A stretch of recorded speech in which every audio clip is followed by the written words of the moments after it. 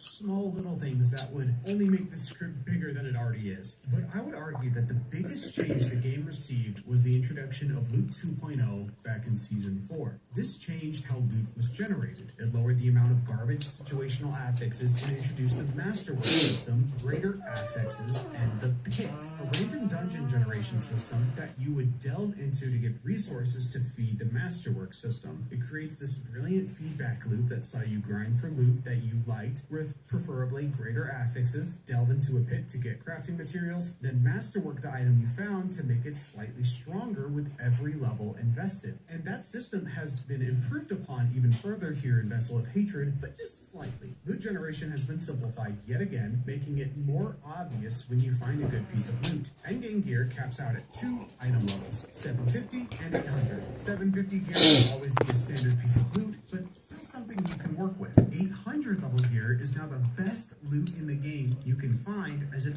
always spawns an ancestral tier item with at least 1 greater affix. But its spawn rate has been greatly reduced as a result. It makes the active loot acquisition simpler, and it works to the game's benefit. With the 800 level loot becoming so rare and valuable, it finally becomes something to grind for again. It's actually a huge moment when you get that piece of ancestral gear drop, because it could be the one item you're looking for. Getting 1 greater affix on an item is huge. Getting 3 greater affixes on an item spawn is even bigger than huge, and that's a great feeling. Loot has been simplified as a necessity to accommodate the new endgame grind system. But in order to talk about the endgame, I need to talk about how difficulty has changed. With Vessel of Hatred, difficulty has been reduced entirely. Enemies in the 1.0 release always scale to your level, making the inclusion of enemy level in an open world game kind of redundant unless you were playing on higher difficulties, which just made their levels go higher based on the activity you were doing. So remove enemy levels entirely. Enemy health and damage is now dictated entirely